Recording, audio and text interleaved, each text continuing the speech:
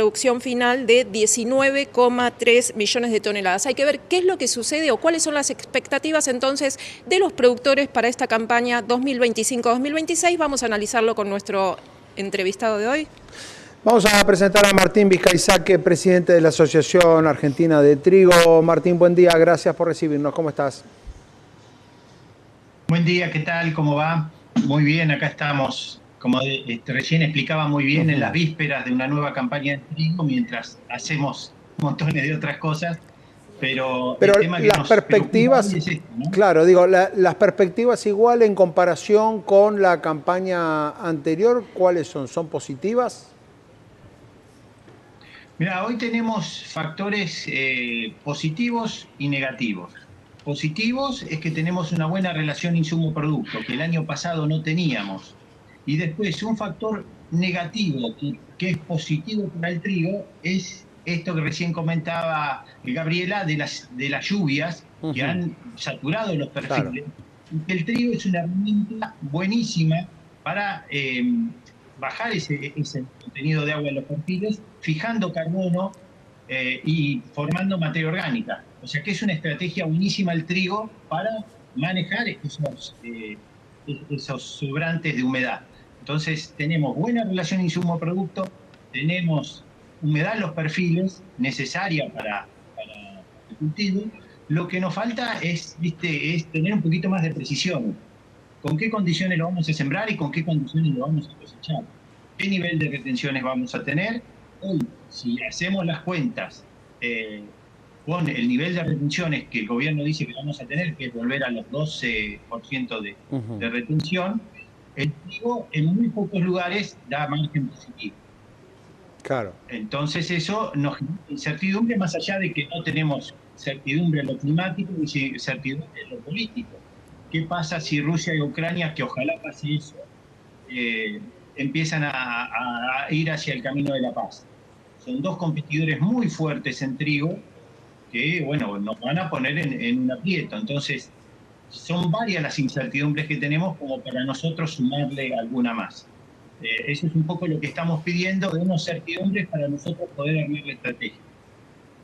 Claro, Martínez, esta es la señal que están pidiendo, ¿no? Porque tener previsibilidad, no solamente por unos meses, porque bueno, de acá al 30 de junio, estamos ahí nomás ya de llegar al 30 de junio y realmente ustedes no saben qué es lo que va a pasar más allá y van a estar entonces habiendo sembrado con unas condiciones, ¿no? Con una carga tributaria y después van a hacer una cosecha con otra carga tributaria si es que esto se vuelve marcha atrás, ¿no?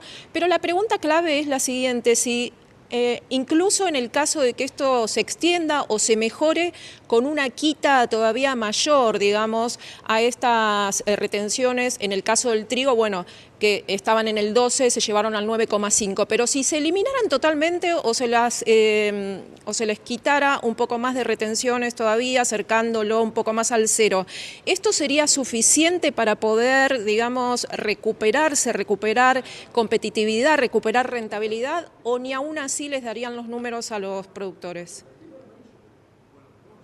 Mira, hoy, aunque nos dejen en cero las retenciones, hemos perdido mucha competitividad en el sector. Tuvimos muchos años en los que no estuvimos innovando, estuvimos manteniendo el modelo que ya veníamos trayendo, y eso hace que hoy Brasil nos haya superado en varias cosas. Rusia y Ucrania en guerra están colocando trigo y girasol y cebada a valores que nosotros no estamos pudiendo llegar. Es decir, que la cadena triguera tiene que hacer una revisión de su estrategia, tenemos que ponernos de acuerdo para empezar a tener una estrategia de venta. Hoy, por suerte, la Secretaría de Agricultura ya en marzo nos dio el mapa de calidad de la producción de trigo argentino, que muchas veces este dato lo teníamos casi al final del ciclo. Hoy lo tenemos, o sea que hoy podemos caracterizar nuestra oferta. Tenemos que caracterizar nuestra demanda y ahí armar una estrategia de venta y empezar a discutir lo que tantos años se viene discutiendo, que es la segregación del trigo, tratar de poder buscar nichos de mercado, diferenciar calidad, todo para agregar valor.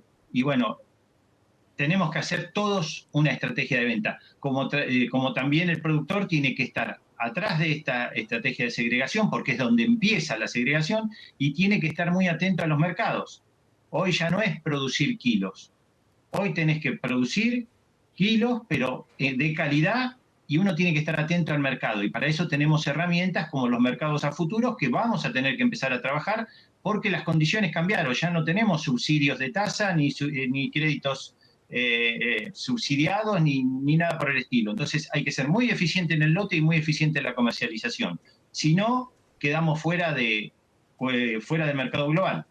Se sabe, ¿no?, que uno de los objetivos principales para esta medida, que fue anunciada el 30 de enero y se extendería entonces hasta el 30 de junio del 2025, esta baja temporal en las retenciones, fue precisamente para incentivar la liquidación de los granos, ¿no?, y poder entonces hacer un mayor ingreso de divisas y reforzar las reservas del Banco Central. Pero ayer nomás se conoció un informe de la Bolsa de Cereales de Buenos Aires que no estaría dando buenas noticias, ¿no?, para las reservas del Banco Central, para los productores que no vendieron la cantidad que se esperaba, ¿no?, de soja, de maíz. Pero algo distinto fue lo que pasó con el trigo, ¿no? En el caso de la soja se vendieron unas 300.000 toneladas menos que en el mismo periodo del 2024, en esta medición que hicieron, y en el caso del maíz se vendieron 100.000 toneladas menos que el periodo de 2024. Con el trigo pasó algo distinto, ustedes vendieron más, los productores de trigo vendieron más. ¿A qué responde esa diferencia, no? ¿Alguna necesidad puntual que tengan los productores de trigo, o a qué respondió esta diferencia en el comportamiento, no, respecto de la comercialización de los granos? Mira, es un tema regional. El productor del sur, yo soy de Necochea, ¿no? Soy de la zona triguera, supuestamente, y que nosotros, por historia, ahorrábamos en trigo. El cereal que a nosotros nos gustaba guardar para el trigo. Ahora, cuando vos vas al norte, que para mí todo es el norte, ¿no? Vas a Rosario, por ejemplo. Rosario es una zona maicera y sojera. Y el trigo es un cultivo que ellos lo usan de puente financiero. Es decir, en diciembre lo venden, diciembre, enero, venden todo lo que pueden para hacerse unos pesos para aguantar hasta la cosecha gruesa, y ellos ahorran en soja y en maíz. Entonces es una cuestión regional. La cosecha de trigo, cuando vos ves hoy dónde se vendió más, se vendió en Rosario, y por algo el 70% de lo que se exporta de trigo en Argentina sale por Rosario. Cuando antes de empezar, yo pensaba que la zona fuerte de exportación era el sur de la provincia de Buenos Aires, y no, es Rosario. Entonces Rosario, la zona aledaña de Rosario, vende el trigo apenas lo cosecha, porque es un puente financiero. O sea que esto es estacional y regional, por esa es la diferencia. Y el productor de la zona aledaña a Rosario, afluente a Rosario, ahorra en soja y ahorra en maíz. Y por eso cuesta sacarle la soja y el maíz, porque es con lo que se siente seguro. Y es otra de las estrategias que hay que revisar en este nuevo cambio de modelo económico. Si nosotros en algún momento, el año pasado, le hubiésemos hecho caso al ministro de Economía, que decía vendan los granos y pongan a tasa y no sé cuánto, hubiésemos hecho mejor negocio que ahorrar en granos. Pero uno tiene la tradición, la historia de ahorrar en granos. Y bueno, y no es fácil sacarnos los granos por la tradición. Y esto es parte del aprendizaje que tiene que hacer el productor, que tiene que dejar de ser productor y pasar a ser empresario, porque cada vez las variables y el negocio están más difíciles. Así que hay que ser empresario y hay que estar muy atento a cada una de las variables. Coincidiría entonces aproximadamente con las declaraciones que estuvo haciendo ayer Nicolás Pino, ¿no?, que negó rotundamente que los productores estén haciendo una restricción a la venta de los granos, sino que la idiosincrasia del productor es precisamente esta que están marcando, ¿no?, hacer un ahorro e ir vendiendo o liquidando cuando lo van necesitando. Ahora bien, ¿qué expectativas tienen ustedes en el sector agroproductor respecto de un nuevo acuerdo con el Fondo Monetario Internacional y una nueva política cambiaria? Mira, es un tema que, como te decía, muchas veces nos sobrepasa, ¿no? Nosotros estábamos muy metidos en el lote y de golpe empezamos a manejar variables que no las teníamos. No era, viste, saber la tasa de interés de la Reserva Federal o bueno, qué nos cambia con este nuevo acuerdo con el Fondo Monetario, o si realmente va a haber una política cambiaria distinta.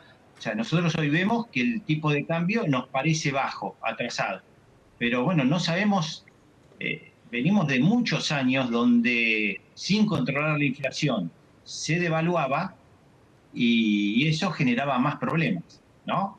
Los que tenemos unos cuantos años vimos que siempre tenía la estrategia de que retrasa el dólar para bajar la inflación y el que va ajustando el dólar y se desata la inflación.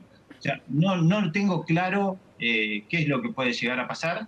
La expectativa en el sector agropecuario con el tipo de cambio está en esto, muy opinada. Está muy dividido el tema. No se sabe realmente cuál va a ser el resultado, si es favorable una devaluación, no es favorable. Uno quiere estabilidad y producir lo que decía, previsibilidad.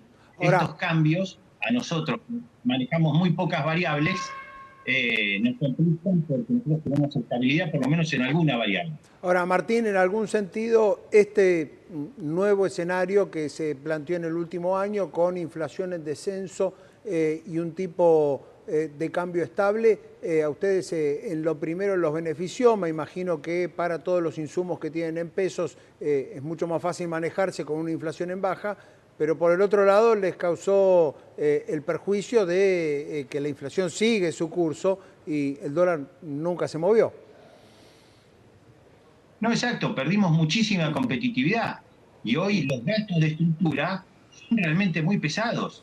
Nos cambió toda la matriz y todo el negocio nos cambió y hemos perdido muchísima competitividad y por eso es que hay que reformular el planteo productivo, porque realmente se nos hace pesado, empieza a ser pesado montones de situaciones.